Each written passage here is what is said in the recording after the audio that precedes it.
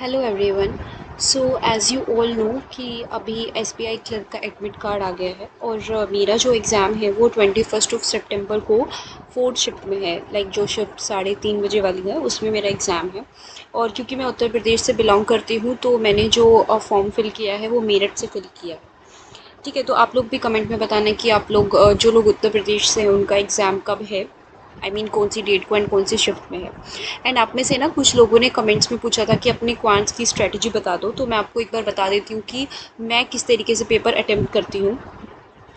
अगर वो आप लोगों के लिए भी हेल्पफुल हो तो क्योंकि अभी हम एसबीआई क्लर्क का देने जा रहे हैं तो यूजुअली उसमें इंग्लिश पहले खुलता है। ठीक है, इंग्लिश सेक्शन।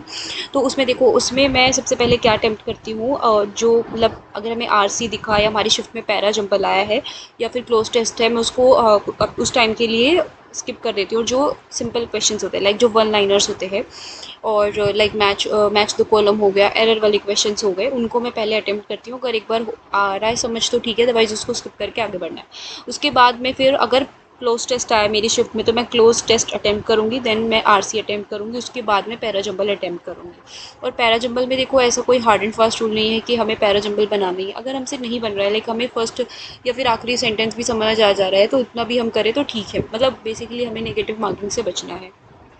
ठीक है, उसके बाद हमारा क्वांट्स ओपन होता है, मैथ्स का सेक्शन ओपन होता है। मैथ्स के सेक्शन में मैं पर्सनली सबसे पहले जो स्पीड मैथ्स वाले क्वेश्चंस होते हैं, सिंप्लीफिकेशन आ रहा है, नंबर सीरीज़ आ रही है, क्वाड्रेटिक आ रही है, वो सब उसको सॉल्व करती हूँ। देन मैं डीआई को सॉल्व करती हूँ, जितनी मतलब मुझे लग रहा है कि डीआई मुझसे बन जाएगी। उसके बाद जो टाइम बचता है उसमें मैं जो अर्थमेटिक के क्वेश्चंस है, अर्थमेटिक के क्वेश्चंस में अगर टाइम कम है तो जो सिंपल क्वेश्चंस आपको लग रहे हैं आप बना सकते हैं, आप वो वाले क्वेश्चंस अटेम्प्ट करिए।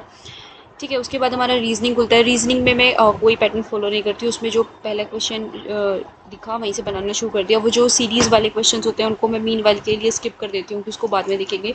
मेरा पहला जो फोकस होता है वो पजल बनाने पर होता है। बिकॉज अगर हम ये सब क्वेश्चंस पहले बना लेंगे और लास्ट में हमारे पास सपोज करो 2 ही मिनट बची है और हम पजल लेके बैठ रहे हैं, तो हम उसके क्वेश्चन टिक नहीं कर पाएंगे। बट लेकिन अगर हमारे पास लास्ट में ये जो वन लाइनर्स वाले क्वेश्चंस बचे हैं, यही बचे हैं, तो हम उसको 2 मिनट में बना सकते हैं। तो यस, मैं इस तरीके से अपनी स्ट्रैटेजी फॉलो करती हूँ। एंड मैं अपने एग्ज़ाम का रिव्यू भी आप लोगों के साथ शेयर करूँगी। सो यस, आप लोग बताइएगा कमेंट में कि आपका एग्ज़ाम कब है। एंड सबको ऑल द बेस्ट जिनका भी 20 सितंबर को एग्ज़ाम है। बिना पैनिक हुए सब अच्छे से परफॉर्म करना। Thank you so much.